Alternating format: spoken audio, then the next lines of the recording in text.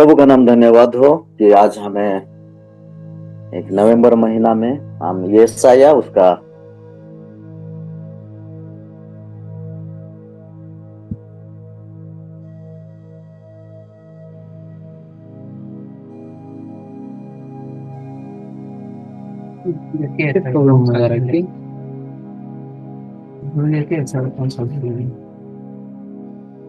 छप्पन का 3 और 8 से हम देखते हैं आशीषों का वादा किया गया है।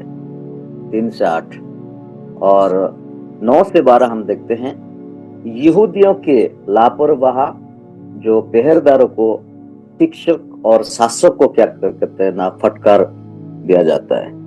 तो आए हम शुरू करेंगे यशाया उसका 56 अध्याय उसका 1 और 2। यहाँ लिखा है, यहोवा यूं कहता है, न्याय का पालन करो और धर्म का काम करो, क्योंकि मैं शीघ्र तुम्हारा उद्धार करूंगा और मेरा धार्मिक होना प्रकट होगा। क्या ही धन्य है वो मनुष्य जो ऐसा ही करता और वो आदमी जो इस पर स्थिर रहता है, जो विश्राम दिन को पवित्र और मानता और अपवित्र जो करने से बचा रहता है और अपने हाथ को सब भांति से बुराई करने से रोकता है। मेरे प्यारों, उस उद्धार में परमेश्वर की जो धार्मिकता प्रकट होती है, जो सुसमाचार की इतनी सुंदरता है कि संत पौलुस ने उसे भी अपने गौरव का आधार बनाता है। अगर हम देखते हैं रोमियो उसका 1:17 में मैं पढ़ना चाहता हूं उस वचन को। रोमियो उसका 1:17 में लिखा है, क्योंकि उसमें परमेश्वर की धार्मिकता विश्वास से और विश्वास के लिए प्रकट होती है। जैसा लिखा है, विश्वास से धार्मिक, क्योंकि इसमें परमेश्वर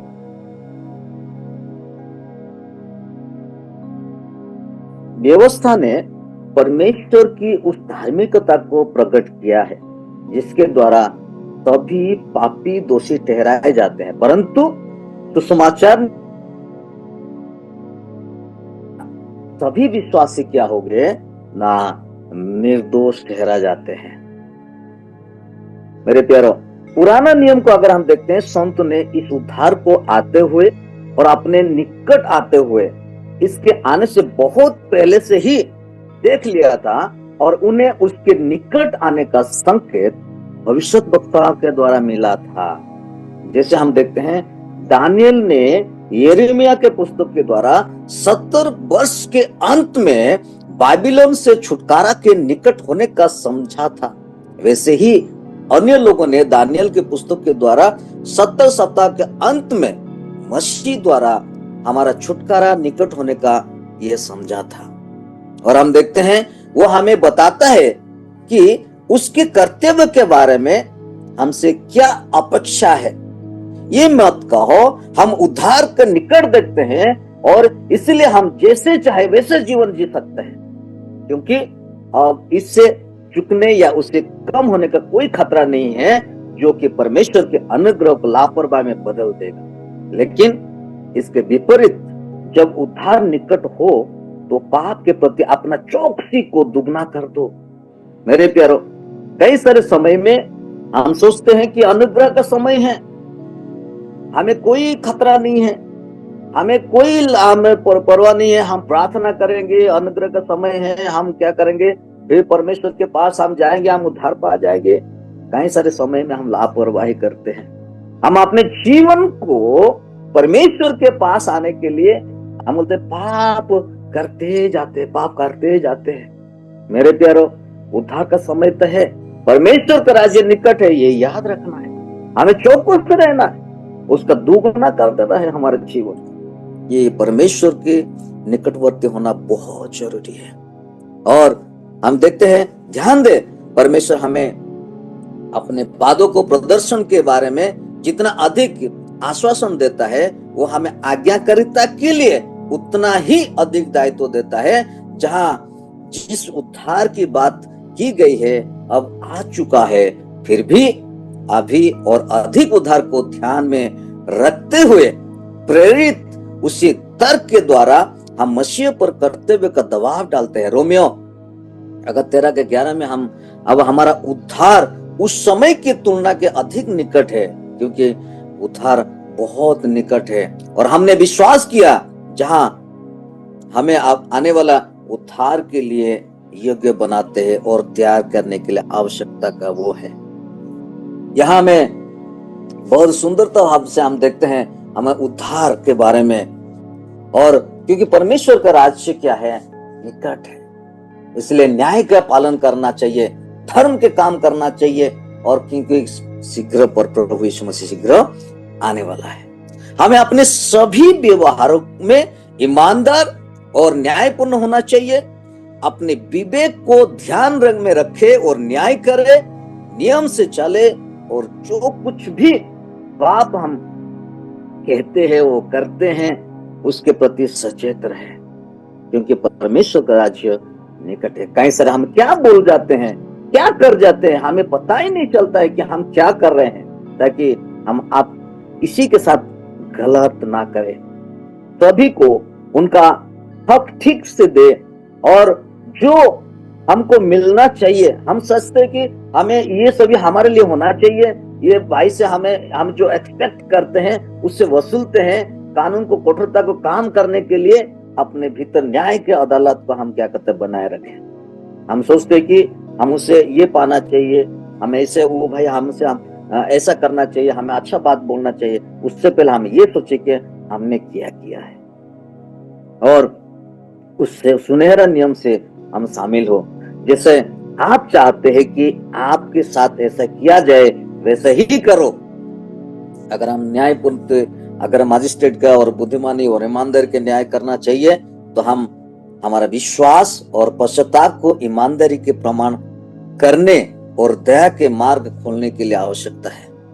पश्चाताप करें, क्योंकि स्वर्ग का राज्य क्या है, निकट है। ईश्वर हमारा प्रति सच्चा है, आइए हम एक दूसरे के प्रति हम ऐसा ही करें। परमेश्वर ने अपने लोगों को सबका दिन आराम करने और उसका आदर करने के लिए आज्ञा दी है। अगर हम देखते हैं दूसरा पद में, तो हम देखेंगे एक्सोडस 20 का 8 से 11 अगर हम देखते हैं,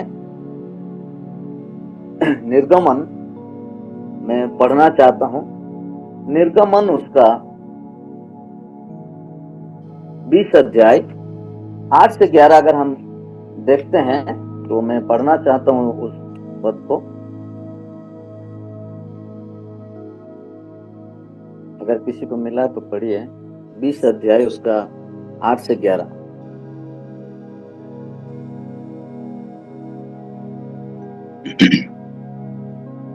तो विश्राम दिन को पवित्र मानने के लिए स्मरण कर रखना।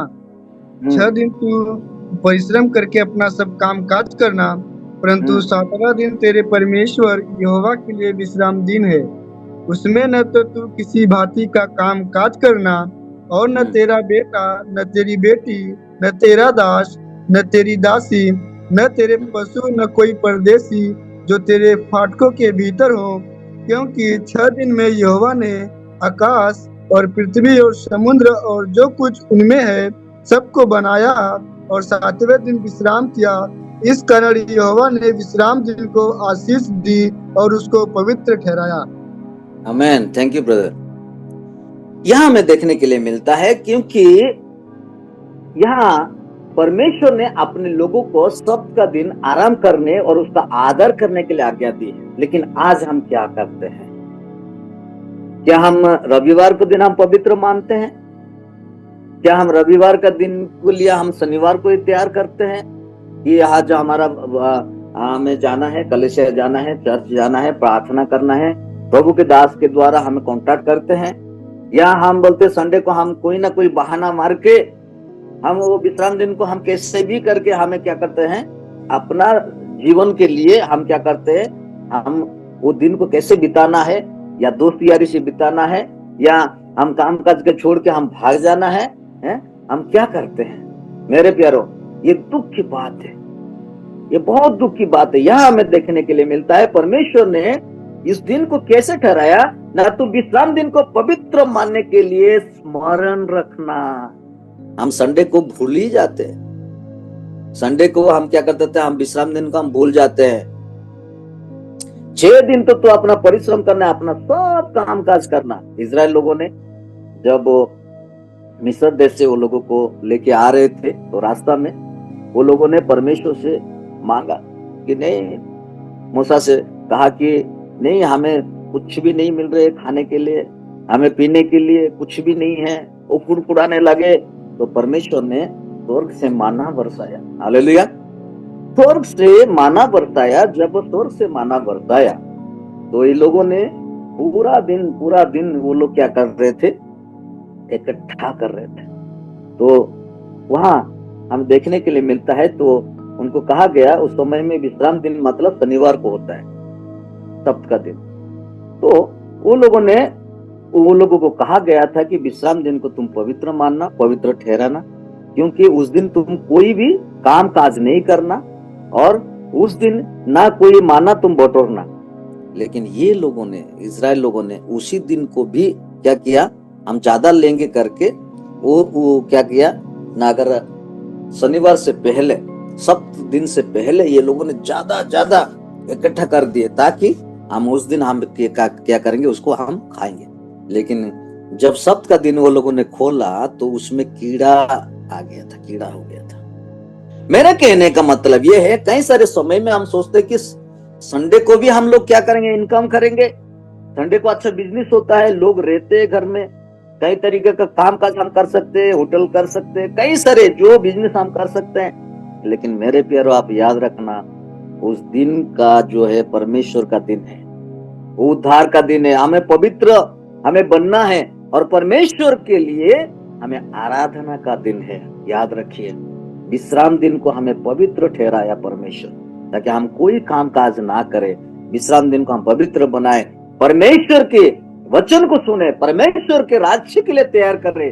हम कोई काम काज ना करें, ना अपना परिवार के साथ हम कलीसिया में जाए, प्रार्थना करें, आराधना करें, उसकी उपासना करें मेरे प्यार। इसलिए परमेश्वर ने पवित्र ठहराया, ताकि मनुष्य को वो क्या करे, उस दिन विश्राम करे और परमेश्वर के क्या करे, उपासना करे। यह हमें देखने के लिए मिलता है। इस्राएल के लिए ये विशेष दिन, सप्त का दिन शनिवार था। कुछ ईसाई शनिवार को, इसे विशेष दिन को भी क्या करते हैं, मानते हैं। लेकिन कई लोग रविवार, सप्ताह की वो दिन जिस दिन यीशु मसीह ने मृत्यु में से जी उठा था, जो प्रभु का दिन है, मानते हैं, जो परमेश्वर के लिए आराम और सम्मान का दिन है। आइए हम देखते हैं 56 का 3 में यशायाह स्पष्ट रूप से मौलिक संदेश की घोषणा करता है कि परमेश्वर का आशीर्वाद सभी लोगों के लिए है, यहां तक कि विदेशियों और नपुंसकों के लिए भी, जो इज़राइल में अक्सर पूजा से बाहर रखा जाता है, और उन्हें नागरिक भी नहीं माना जाता था, नपुंसकों को। चाहे आपकी जाति, सामाजिक स्थिति या काम या आर्थिक स्थिति कुछ भी हो, परमेश्वर का आशीर्वाद आपके लिए उतना ही है जितना किसी और के लिए। किसी को भी किसी की तरह वो उन लोगों के लिए बाहर नहीं रखना चाहिए जिन्हें परमेश्वर में शामिल करना चाहिए। उन दिनों में नपुंसकों को वो लोगों ने वो लोगों को आराधनालय में वो लोगों को आने के लिए वो रोकते थे। यहाँ हमें देखने के लिए मिलता है, यह हमें पुराना नियम में संतों ने इस उद्धार को आते हुए और अपने निकट आते हुए उसके आने का बहुत पहले ही देख लिया था। यहाँ हमें देखने के लिए मिलता है कि जब परमेश्वर ने क्या है ना, जो भवन बनाया है, परमेश्वर के भवन में कोई भी क्या कर सकता है, वो जा सकता है। लेकिन पुराना नियम में संतों ने उद्धार आने का निकट जब हम देखते हैं, तो उस समय में नपुंसक को जो खोजी है उसका बारे में हम देखेंगे। कुछ लोग इसलिए निराश थे क्योंकि वे अब्राहम के वंश से नहीं थे। उन्होंने खुद को प्रभु से जोड़ लिया था और अपनी आत्मा को हमेशा के लिए उनके क्या बंधन में बांध लिया था। ये धर्म का मूल और जीवन और संसार और शरीर का नाता तोड़ लिया। तो खुद को पूरी तरह से ईश्वर की सेवा में सम्मान के लिए समर्पित कर देते थे। लेकिन उन्होंने सवाल किया कि ईश्वर उन्हें स्वीकार करेगा, क्योंकि वो परदेशी पुत्र थे, वे गैर यहूदी थे, इजराइल के राष्ट्र के लिए मजबूत और वादे का बचाव के से अलग, और इसलिए उन्हें डर था कि इस मामले में उनका कोई भी हिस्सा नहीं है। उन्होंने कहा, प्रभु ने मुझे अपने लोगों से पूरी तरह से अलग कर दिया है और मुझे उनके लोगों में से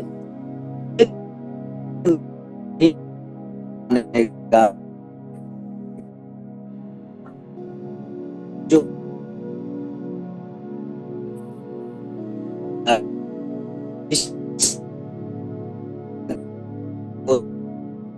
पहुंचते थे। अन्य लोग इसलिए निराश हो गए थे क्योंकि इजराइल में पिता नहीं थे, जो कि हमें इस्राएल में क्या नहीं था, ना निराश हो जाते थे। जो खोजे ने कहा, जो हम देखते हैं कि हम जो नपुंसक खोजे ने कहा, देख मैं एक सूखा पेड़ हूं। तब उसने अपने आप को देखा और ये उनका दुख था, और अन्य लोगों ने उसे देखा और ये उनकी निंदा थी। उसे किसी काम का नहीं समझा जाता था क्योंकि उसके कोई बच्चा नहीं थे और ना ही उसके कभी कोई होने का संभावना था, क्योंकि वो नपुंसक थे। और हमें देखने के लिए मिलता है ये और भी अधिक दुखद था, क्योंकि नपुंसक जो याजक बनने का अनुमति नहीं था। लेवीय व्यवस्था अगर 21 का 20 में हम देखते हैं, यहाँ हमें पढ़ने के लिए मिलता है कि नपुंसक याजक बनने के लिए अनुमति नहीं था और मंडली में प्रवेश की अनुमति नहीं थी। व्यवस्था विवरण अगर 23 का 1 में अगर हम पढ़ते हैं तो यहाँ प्रवेश करने के लिए भी उनका अनुमति नहीं थे। और क्योंकि असंख्य संतानों का वादा इजराइल के लिए विशेष आशीष था और अधिक मूल्यवान इसलिए था क्योंकि उनमें से मसीह आने वाला था।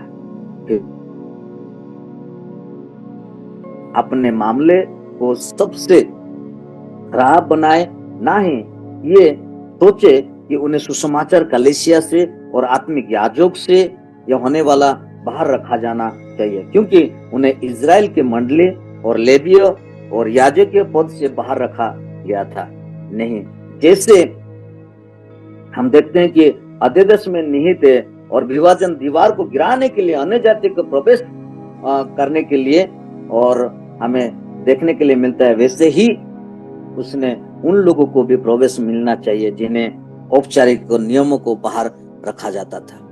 मेरे प्यारों, अभी परमेश्वर ने हमें क्या कर दिया, सबके लिए द्वार खोल दिया, चाहे विजाति हो या अन्य जाति हो या अपना ईसाई गैर ईसाई, ऐसा कुछ भी नहीं। परमेश्वर सबको अभी क्या कर रहे हैं, हमें द्वार उन्मुक्त कर दिया है। परमेश्वर का राज्य के लिए हमें क्या कर दिया है, रास्ता खोल दिया है। यहाँ हम देखते हैं कि अगर 56 का 7 में अगर हम देखते हैं कि यीशु ने उस आयत को उद्धृत किया जब उसने मंदिर में कैसे बदलने वालों को बाहर निकाल दिया था। मार्कुस 11 का 17 में पढ़ना चाहता हूं। मार्कुस उसका 11 का उसका 17 अध्याय मैं पढ़ना चाहता हूं। और उपदेश करके उसने कहा, क्या ये नहीं लिखा है कि मेरा घर सब जातियों के लिए प्रार्थना का घर कहलाएगा, और तुमने इसे डाकुओं का खो बना दिया है। सब जातियों का, यहाँ हमें देख मिलता है, एक जाति के बारे में परमेश्वर प्रभु यीशु मसीह ने नहीं कहा, सब जातियों का, सब जातियों के लिए प्रार्थना का घर कहलाएगा। मेरे प्यारों, आज हमारे लिए दरवाजा खुला है, सब जातियों के लिए परमेश्वर ने खोल दिया है।